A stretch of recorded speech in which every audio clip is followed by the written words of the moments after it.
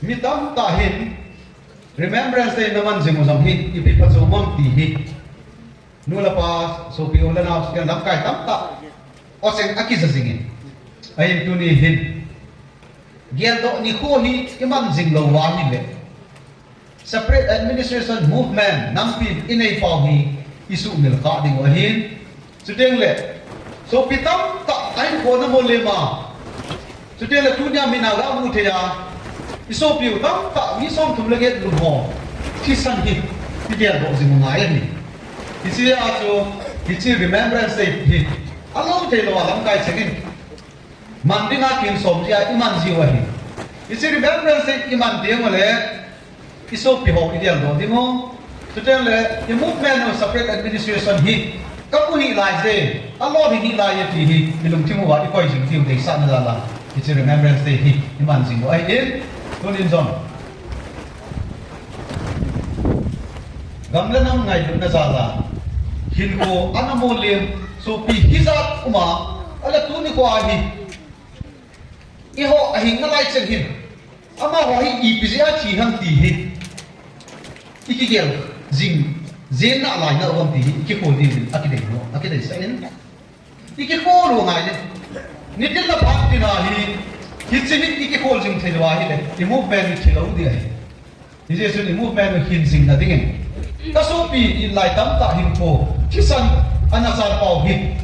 ipizia acha no ham separate administration movement ja acha no hin kolaben in la lo tam ta ipizia ki hang ham separate administration movement ja ki hang ta hin Sudah le, ho ini zat ki hal rai nam, damne se izat hin da hawam. Hi ho so se hi separate administration movement si a in da hawam izat hi ti ba hi dunia abeda. Iki ta dia ti no kan ti no be. Hi che to ke danin. Public meeting nam pi ki ho kom na.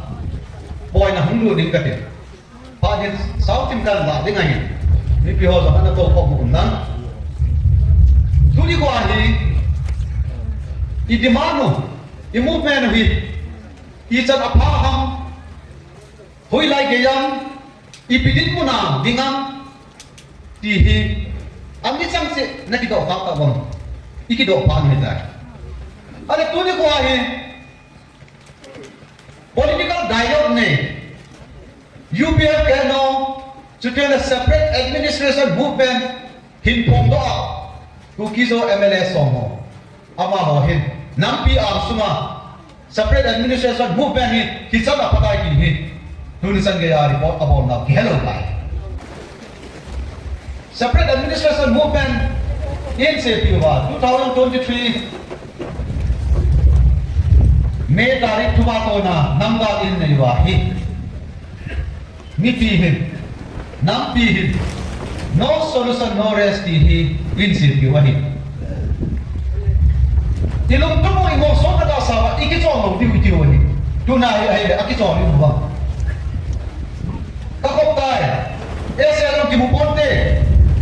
na ro tau ti pi kam chen ha lam tam ta ka za ka wai mo pu ipisa ko mo lo ha tu ai to ta ta kisa na pa lung la ni po ve lung so na ni po ve ti mo na ti lo ya to se di mo mai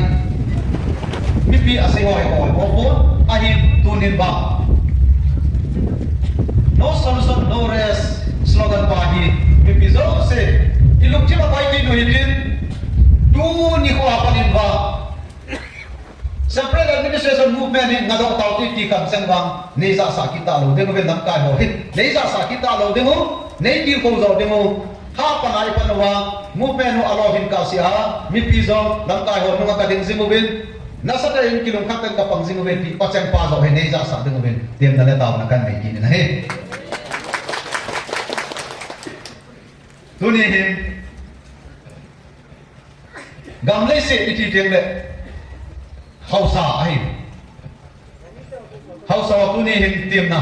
salian le ta kanai no men nam pai hausa se talanya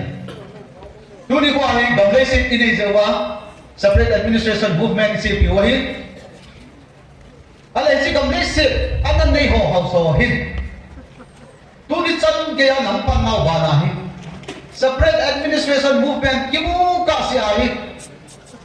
ka komite ka potsaga ka nami pite hi thi chan ge ya ko hung jing ding a hi ti hi tu nya hau so na ki te diun ka ding nei hau sa hom na sa ta han san ta nei din pite wole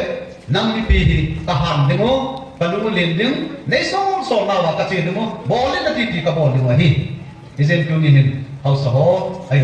agam nei na hi ve na ho si a separate administration movement ni che the yo hi ise hin na ho a ko na injot te na ho lim te ma le hi chi assurance ka hi han san ta na nami pi te ang so ba nei pi pi ding o bin jam tem na kan nei tha ki na he